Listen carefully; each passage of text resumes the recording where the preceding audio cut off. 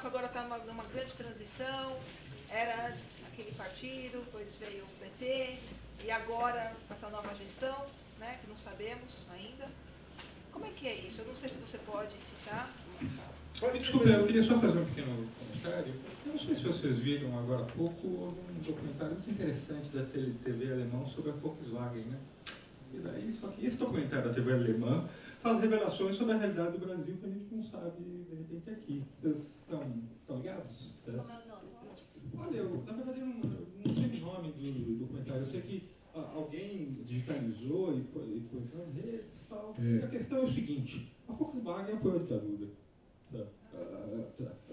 O Bradesco apoiou a ditadura. Assim, na Alemanha, aliás... A de São Paulo apoiou a ditadura. Pensei que era um eco meu, mas era ele falando. Só um comentário, só continuando um pouco nessa linha. A diferença entre países como a Alemanha e o Brasil é realmente o trabalho com a memória, como isso é trabalhado. Porque se a gente vai um pouco mais longe, na verdade a Volkswagen apoiou o nazismo. Como se sabe, o Fusca foi um carro, o Volkswagen, o carro do povo. É lançado o carro Fusca durante o auge do Hitler, está lá. Só que, claro, países como a Alemanha têm uma política de transparência, de autocrítica, que faz com que seja um documentário lá na Alemanha que vai falar sobre a realidade muito desagradável de um apoio a uma ditadura. Só que assim, daí vira a democracia, empresas como essa são obrigadas a apoiar movimentos que revelem a verdade. Infelizmente isso daí não acontece no Brasil. Eu acho talvez um pouco improvável que o Bradesco, por sua própria conta, desse recursos para produzir determinadas coisas que não vão exatamente abonar a sua imagem no passado. Mas é claro que você quer falar... Eu compreendo a posição do Bradesco como instituição banco, Vivian, prazer. Mas assim, existe a Fundação Bradesco, é uma educação. E Bradesco, assim, eu não sei se é ou não, eles têm esse caráter de Osasco ou não. Eu lembro daqueles eventos dos anos 80, da ação de graças, depois romperam. E existe, sim, eu compreendo isso, que tem uma verba destinada a essas ações, mas existe a Fundação Bradesco, gente, é uma instituição de ensino, sabe? E está ali no coração. Não estou falando só de Bradesco, mas tem outros também. Enfim, eu só estou problematizando aqui, porque eu acho que é um material lindo e que deve ser divulgado. Assim, eu entendo que tem online e tal, mas tem que ter um retorno. Ainda né? Não tem online. Professor, posso comentar Ela uma não, coisa desculpa, em cima da Kia? Pode Porque a falar. Fundação Bradesco, que ela está comentando, a sede é a Cidade de Deus, na cidade de Osasco, e tem um lance histórico lá que aconteceu na mudança de governo, que eu sou daqui, mas sei que mais morei a vida inteira em Osasco. Lá, quando o governo era de direita, o Bradesco apresentava a população de uma forma. Quando o governo de esquerda entrou, o Bradesco se pintou completamente de vermelho de uma maneira na cidade inteira. Eu fui intermediária de um evento, assim, e eu consegui até na época tentar esse patrocínio do Bradesco, eles foram bem receptivos. Enfim, aí teve outros desvios por conta da política, que eu não vou revelar aqui, mas houve essa abertura, assim. Eu acho que não sei se eu estou sendo inocente ou não, mas enfim. Você está colocando alternativas, é bom para pensar e depois ele pode falar, mas eu, agora para a pergunta dela e depois eu ia até para complementar e responder. Minha pergunta não é sobre do de Osasco, é sobre o o doc das ocupações, vai para o Lucas. Eu queria saber se você se inteirou sobre... Porque assim, eu conheço muito mais das ocupações da ETEC e elas tinham um caráter um pouco diferente das ocupações das escolas estaduais. Primeiro, pelo público ser diferente, né? A maior parte do público da ETEC vem de colégios particulares, vem de uma elite, assim. Então, não sei se elite é a palavra certa, mas vem de uma galera com mais grana. Mas eu queria saber o que você pode pontuar de principal diferença entre as duas ocupações, assim. Até pelo objetivo, que eram objetivos diferentes e tal. Pode ser interessante primeiro o Rui, caso ele queira fazer algum comentário sobre Deixa isso. eu fazer uma pergunta. Você... Tem mais um? Ah, então tá bom, vamos fechar. O meu acho que acaba indo para os dois, porque a gente está numa situação política em que os dois docs acabam conversando, né? A gente falou do movimento dos secundaristas, a própria ditadura, em que na resistência teve os secundaristas, os universitários, os operários. E a gente, além de estar passando por esse momento de crise, né, política, enfim, que aí tem seus desdobramentos na economia, as universidades federais também estão agora sendo cada vez mais sucateadas, né? E na análise que eu faço, assim, muito além dessas conquistas que aconteceram nas universidades, que daí vai se incluir até as cotas, por exemplo, esse sucateamento programado. E aqui na USP, no semestre passado, as cotas foram aprovadas e as medidas para que tenha permanência estudantil, enfim, não estão sendo discutidas. Fora o cenário todo que a gente pensa para o próximo semestre, é de um caos bem maior também, inclusive, né? Então, como é que vocês veem as produções audiovisuais para registros de memória e para impulsionamento de luta? Porque, possivelmente, o próximo, em 2018, primeiro semestre de 2018, possa ser bem caótico, né? No caso da USP, a gente vai ter 80% de novos ingressantes cotistas, entre SISU e FUVEST, e a gente não tem... Eu sou cotista do SISU e sou bolsista pela USP, e há muito custo, porque não é fácil, todas as provações que a gente tem que passar para comprovar e as entrevistas que a gente passa, e mesmo assim, muito foi se cortado. Então, mesmo pensando nesse micro aqui, USP, a gente tem as universidades no Rio de Janeiro, as universidades, né, no Paraná e ao longo do Brasil. Então, como é que vocês veem o audiovisual nessa situação de luta? Posso só perguntar o seu nome dela? Marcela e Denise. Obrigado.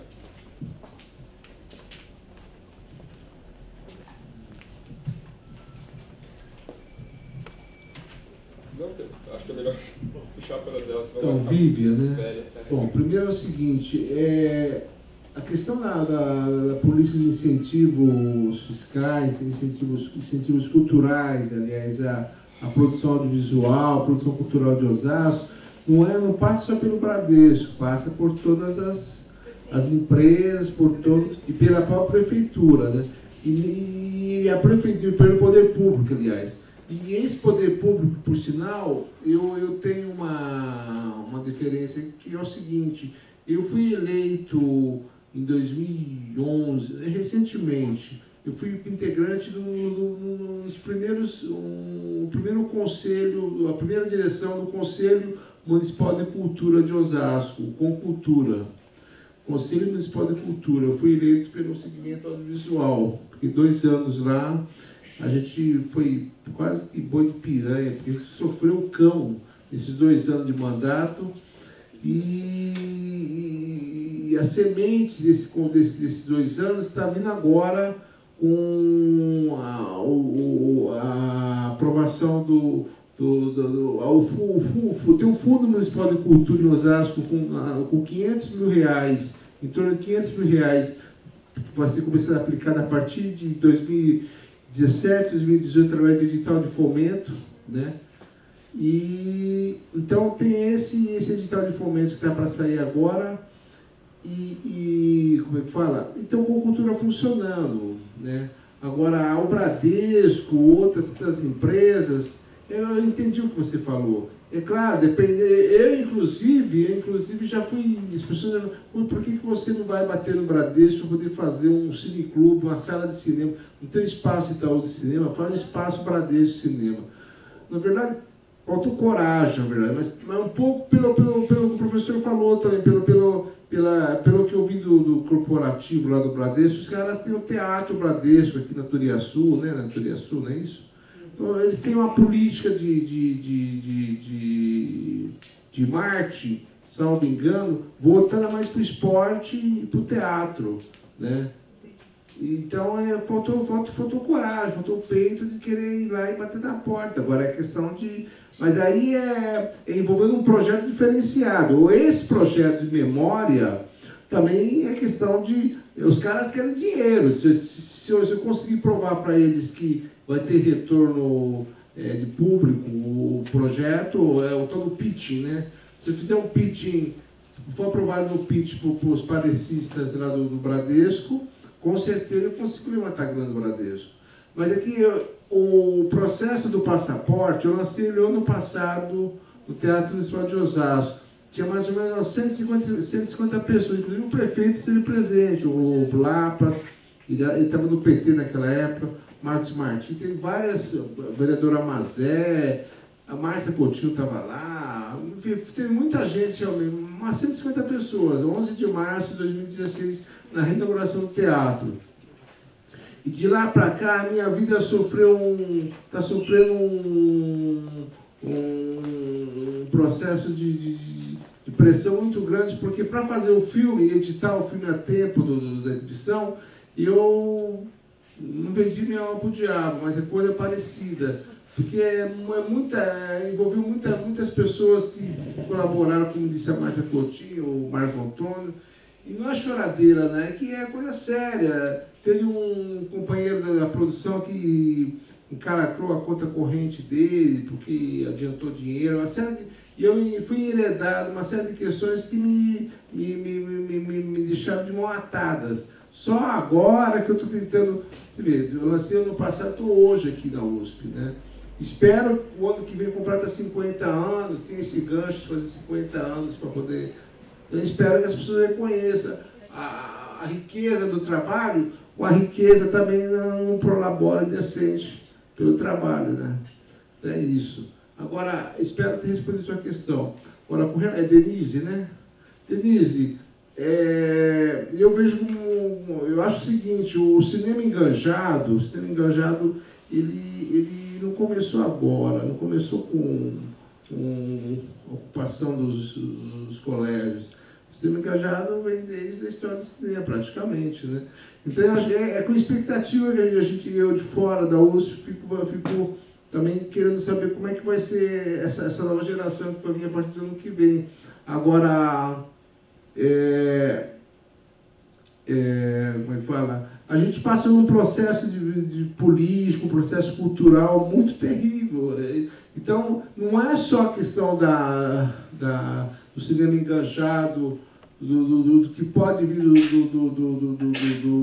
da produção da USP daqui para frente. Acho que é em geral, né?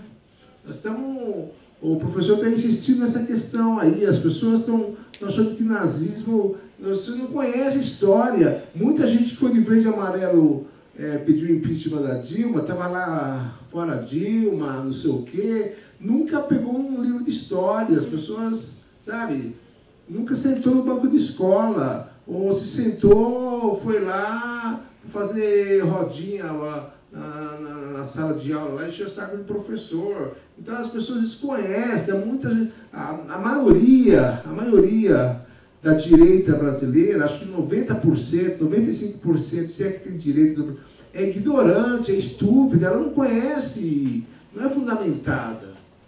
Não tem um fundamento ideológico, teórico, nada disso. O pessoal, eles veem um comentarista de rádio, imbecil, idiota, ou da televisão, e agora com as redes sociais, eles veem um vídeo no WhatsApp, ou a manipulação do noticiário do telejornal noturno, ele começa a se achar que está completamente bem informado. Ele lê um artigo numa revista semanal, ele acha que ele está bem informado, que é aquilo, ele crê naquilo firmemente, sendo que ele nunca soube quem é um teórico, quem foi um teórico Karl Marx, quem foi um teórico de direita, de esquerda, nada disso. O pessoal a maioria o brasileiro não lê, pessoal, vamos entender isso, a gente sabe disso. A maioria do brasileiro, a média de brasileiro é um livro por ano, e olhe lá, não lê bosta nenhuma. Quando lê, é livro sei lá, que tem sentido nenhum, é para entretenimento. E agora com o celular, eu fico observando, eu pego o ônibus, o metrô, vocês podem reparar, 90% das pessoas estão no ônibus, no metrô, no trem, no avião, no barco, joguinho de videogame, de passatempo, e baboseira, sabe? Então, nós estamos muito complicados. Eu tentei me relacionar com um cineasta, não vou citar o nome dele, é um veterano cineasta paulista, aliás, dois, né? Uma produtora veterana de São Paulo e um cineasta. Eles me falaram a palavra que sintetiza tudo isso, e está tudo muito pesado. É isso.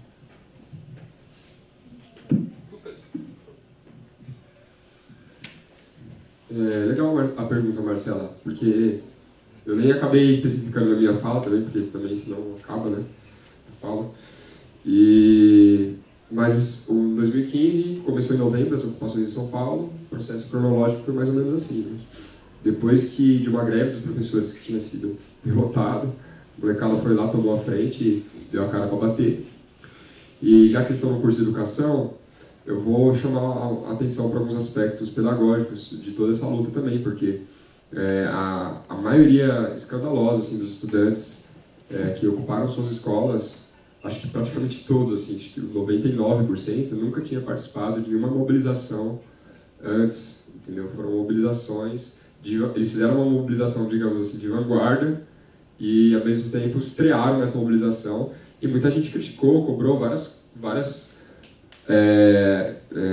aspectos do movimento, mas sem avaliar que o movimento é um bebê, era uma fralda ainda, né? O movimento até hoje dos estudantes secundaristas continua sendo novo, né? Tem 2 anos, né? E mesmo assim sendo um estrago que já fez, né? A primeira derrota assim, que o Alckmin sofreu, né? Diante das câmeras, assim, e foi, claro, foi uma armadilha, né? Como sempre, né? O cinismo em São Paulo e no Brasil ele ganha. Mas o movimento das ETECs, ele veio em abril. As ocupações em São Paulo acabaram em dezembro, só que em dezembro já tinha ocupado em Goiás e depois no Rio de Janeiro. E nesse meio tempo a gente estreou o documentário em fevereiro. A gente fez questão de lançar na volta às aulas. Eu e o Pronzato aí passamos 2 semanas lá acordado, montando o negócio lá em casa, lá em São Bernardo. E a nossa estratégia era tentar lançar na volta às aulas, né? Isso que ele falou é muito importante, esse negócio de, pô, você dá um trabalho fazer esse negócio documentário, cara. Eu fiquei vendo, pedacinho que eu vi aqui, eu falei, meu, depois eu vou pegar com calma, depois eu quero conversar, assim, acho que vale mesmo realmente a pena, de repente até fazer uma semana, assim, de um evento relacionado ao documentário, sabe? Com outras atividades, não só a exibição e a conversa. Mas a gente lançou na volta às aulas, repercutiu, a mídia disparou, porque a gente utilizou mídias de esquerda e tudo, mídias alternativas, né? Lucas, só um minutinho, você já tinha me falado, mas eu esqueci. Quantas horas você tinha gravado mesmo? Vocês tinham? Horas de material? Eu não sei, porque na verdade eu encontrei o Pronzato, eu estava fazendo o meu documentário, eu estava tentando produzir um documentário em coletivo, porque toda a ocupação que eu visitava, eu encontrava alguém com uma câmera na mão, né? Ah, o que vocês estão fazendo? Estão fazendo documentário. Tanto que surgiu um documentário com parceiros meus, né? Da Bia Alonso e do Flávio, que é Lute como uma Menina, que é um documentário que vocês precisam ver também, que eu acho que é até superior ao Acabou a Paz em alguns aspectos. Porque as protagonistas do movimento foram as meninas. E cabe essa avaliação também de movimento, porque além dessa luta secundarista que houve no Brasil gigante, tem esse levante feminista que está acontecendo, né?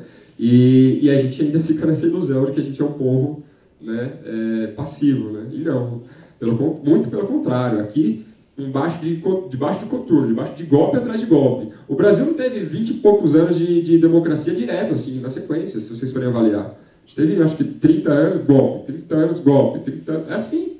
E mesmo assim a gente se tornou aí, no governo mais favorável que teve, que foi o do Lula, a 8ª maior economia, a 7ª maior economia do mundo, entendeu? Mesmo sendo todo fodido, e mesmo o cara ainda pagando banqueiro, né? Financiando aí a dívida pública. Então, mesmo a gente sem soberania nenhuma, a gente consegue fazer um estrago, né?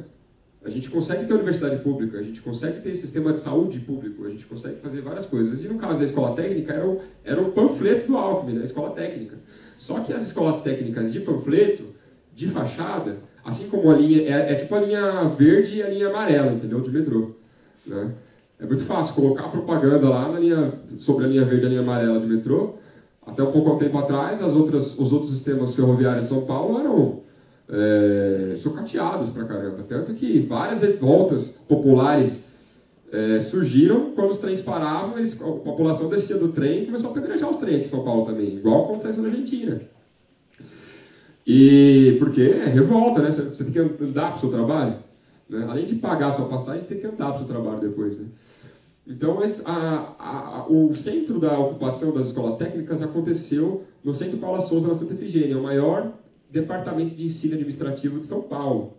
Fica ali na Santa Efigênia, é gigante o lugar. E a molecada fez umas manifestações e foi espontâneo, eu estava lá no dia. Eu filmei os caras pulando a cerca. Ficaram lá 2 horas esperando alguém recebê-los na rua, no sol. A manifestação foi esvaziando. E aí, o que a gente vai fazer, mano? Vamos entrar nessa porra. Desculpa aí o palavrão, mas é essa a linguagem deles. Vamos entrar nessa porra. Pularam o muro, entraram, aí já desceram gás lá dentro. E na primeira noite que a gente passou lá, eu estava lá com a câmera, eles estouraram o ar-condicionado no mínimo, assim, sabe? Passamos um frio lascado, tiraram a energia das tomadas, e a segurança passou a noite com a gente lá. E a gente resolveu deixar, né, por enquanto, porque também eles eram terceirizados, a gente não queria, a gente negociou tudo isso aí. Mas eles resolveram ficar, e dessa ocupação, no Centro Paula Souza, nasceram várias ocupações em escolas técnicas, que caíram e encerraram no dia do golpe. Acho que dia que o Temer assumiu, em abril. 17 de abril é o dia da... Acho que foi dia 30 de abril. Teve a votação e depois teve... 17. No dia que ele assumiu, o Alexandre de Moraes assumiu como ministro da Segurança, ministro da Justiça, no caso, né? Ele era secretário de Segurança Pública de São Paulo. Sim, mas ele assumiu o governo Temer como ministro da Justiça. Sim, mas nessa época ainda estava tendo uma ocupação do ETEC Paula Souza. Isso, e aí acabou. Nesse dia acabou. Acabou no dia que o Cunha saiu, isso foi em junho. Sim, algumas ocupações se mantiveram, mas o movimento acabou nesse dia. Por quê? Porque na mesma hora, imediatamente, caiu...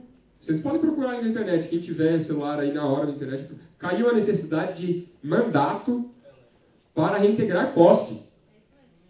Entendeu? E foi na madrugada que essa notícia foi publicada, porque me ligaram às 6 horas da manhã, Lucas, ajuda a gente, a polícia está aqui e está dizendo que vai entrar. Isso lá na Brasilis Godoy, eu acho, não. Foi numa ETEC que teve aqui na Zona Oeste. Não sei para onde é a Zona Oeste aqui. Tá.